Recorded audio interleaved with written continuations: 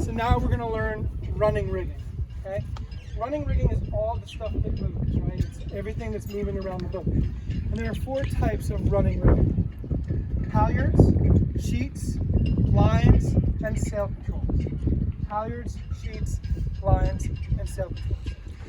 Halyards are what we use to raise and lower the sail. So we use halyards to haul the sail up. That's what halyard came from, is from hauling the sail up. This right here is our main halyard. Okay? And our main halyard is what we're going to use to pull the main sail up. Okay? So you can see the main halyard goes up to the top of the mast, comes through the inside of the mast, and it comes out on the left side of the mast right here. So if I pull on one end, the other end goes up. If I pull on one end, that end goes down. Right? This is the main halyard. At the end of the main halyard is a shackle. This shackle is the key shackle. Key shackle has a key-shaped hole that a key-shaped pin fits into, and we need to turn that key-shaped pin 180 degrees so that it's lined up with the shackle. That locks the key-shaped pin in the key-shaped hole, so that when we pull the sail up, when the sail's luffing, this pin won't come undone. If you don't do this, and you leave it kind of like that, or any portion of that, and the sail luffs, then this thing will come out, the pin will come out of the key-shaped hole, the sail will fall down, and this will be stuck up in the air. And guess what? Y'all signed that waiver. That means I'm going to make you climb the mast to get the halyard back down. Anyone believe that? Yeah, don't. Because I'm not going to make you climb the mast. I'll probably send Kelly or Nelly up the mast to pull it down. Okay? The key there is that we want enough. No. The key there is that we want to make sure that when we turn the key-shaped pin, that it's lined up with the shackle that locks it in place. The other thing is, whenever we detach a halyard, we want to reattach it to something else. If I let go of it and someone pulls that in, this will go up in the air also, and that's no good, right? So, see, I can't grab it. Now, when we attach a halyard to a sail, we want to make sure that it has a fair lead. A fair lead means it's coming from where it's coming from, and it goes straight into where it's going to. That is not a fair lead. See how it's wrapped around the topping lift right there? So that's no good. We want to make sure that the halyards all have fair leads when we attach them to the sail. So I'm going to take the key shackle, I'm going to put it into the head of our main sail, I'm going to put the key-shaped pin in the key-shaped hole, turn it until it clicks. There we go. I have now attached the main halyard to the head of the main sail. Did you understand that sentence? Congratulations, you're now speaking sailing. The question is, can you remember it? So that's the main halyard. The jib halyard is the green one that's up here, and the jib halyard on the deck comes down to this cleat right here on the cabin top. I'm going to uncleat the jib halyard, and then I'm going to undo the snap shackle here on the back, on the front of the mast, to grab the jib halyard. This is a snap shackle, because when it closes, it goes snap. To open it, you pull the red string, it pulls the pin out of the way, and it opens it up. Again, I want to make sure I have a fair lead with our jib halyard. I'm going to attach the jib halyard to the head of our jib sail, and I'm going to close the snap shackle. Just like that. Okay, so those are halyards. The next one we need to learn are sheets. Sheets are what we sleep on at night to protect our mattress, right? Hopefully we all sleep on sheets. Sheets on a sailboat are lines we use to trim and ease sails. So we pull sails in with sheets and we let sails out with sheets. This right here is our main sheet. This is, and this is a very gross terminology, but this right here is like our gas and our brake, okay?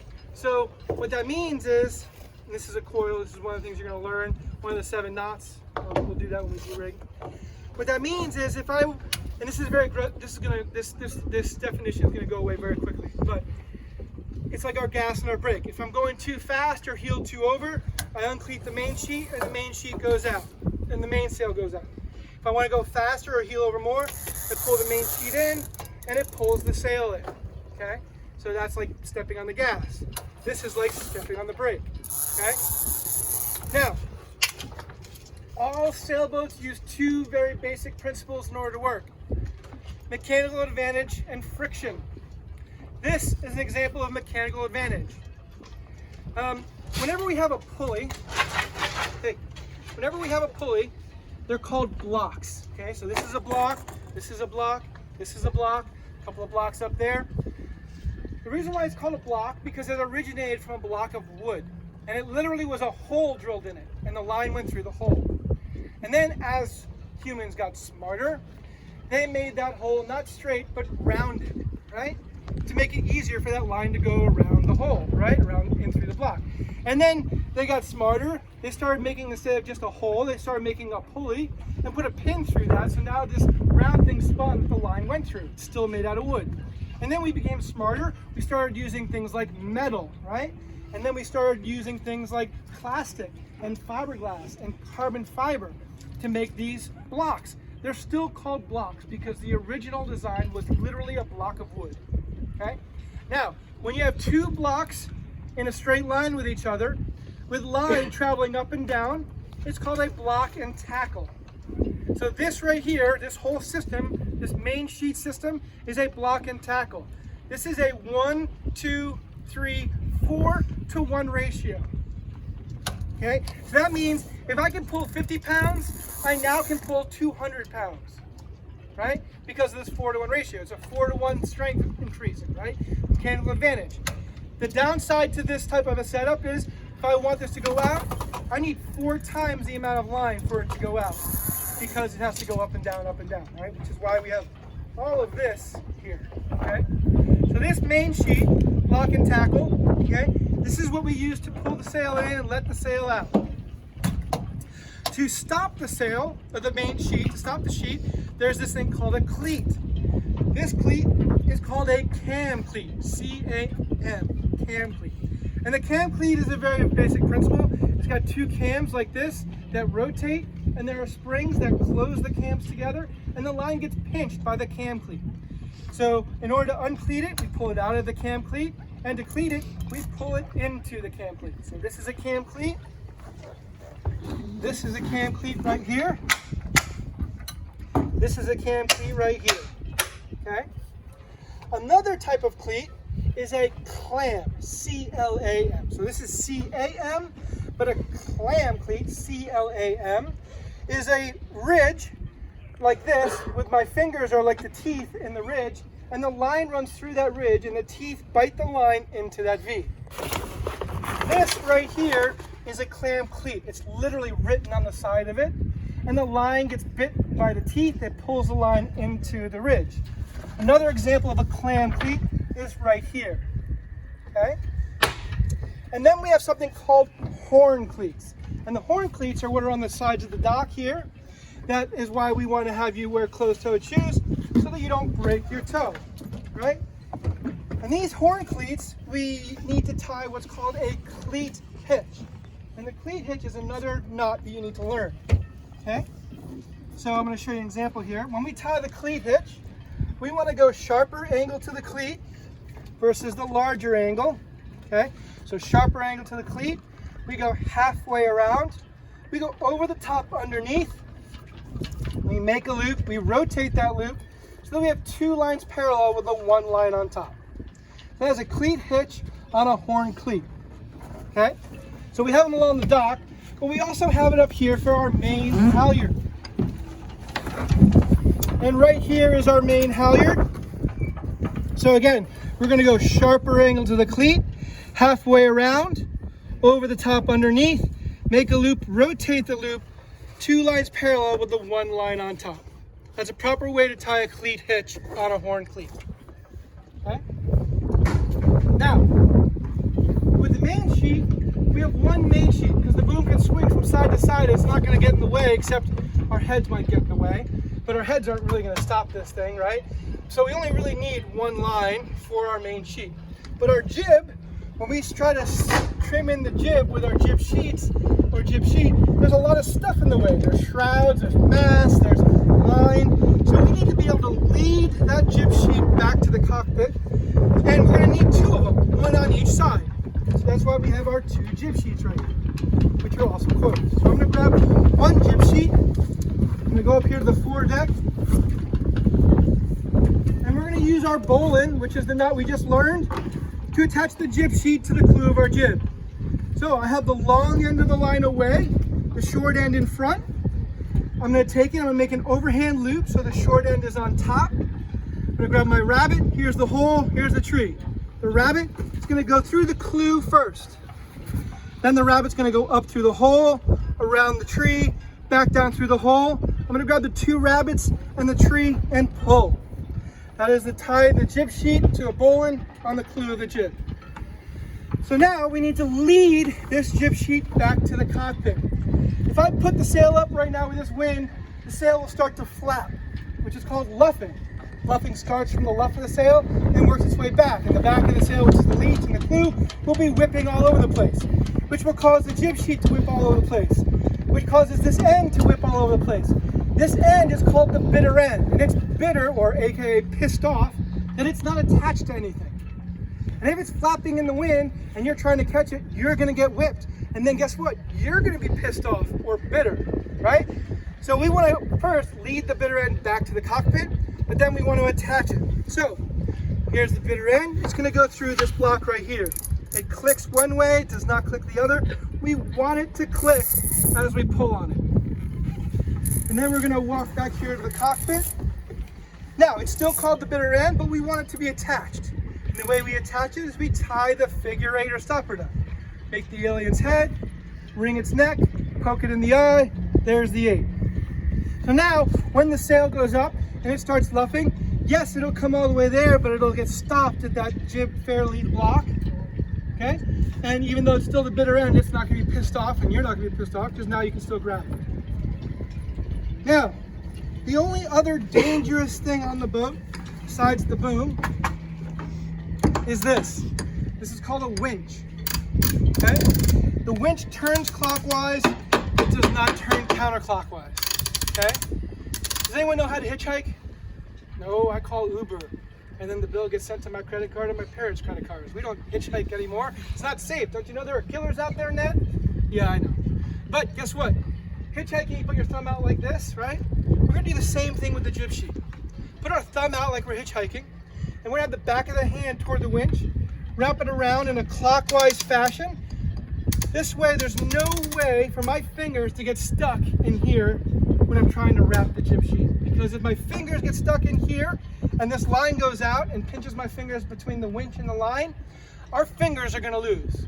So to prevent from losing a finger, again, back of the hand toward the winch, thumb out like you're hitchhiking, clockwise fashion, and then down to the cleat.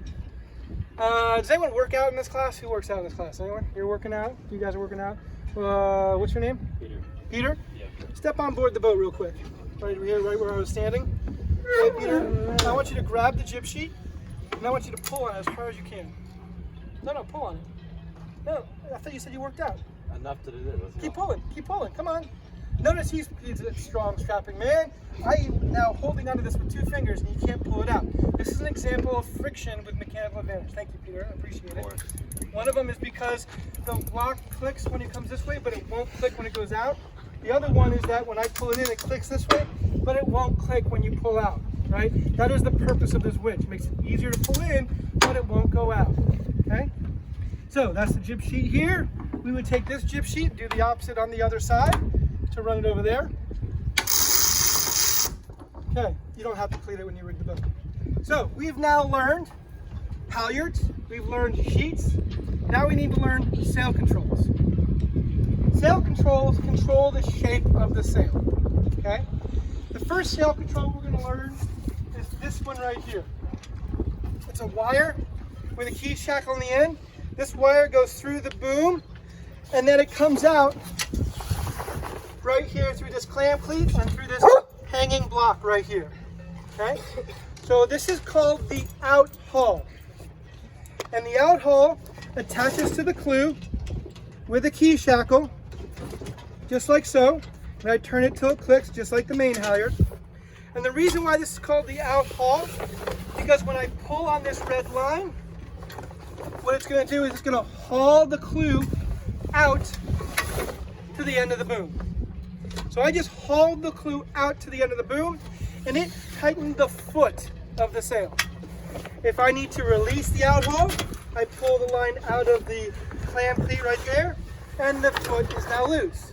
If I need to tighten the out haul, I pull on the red line, it hauls the clue out to the end of the boom. That's the out haul, and it adjusts the foot of the sail. Okay? The next sail control we need to know and learn in rig is right here.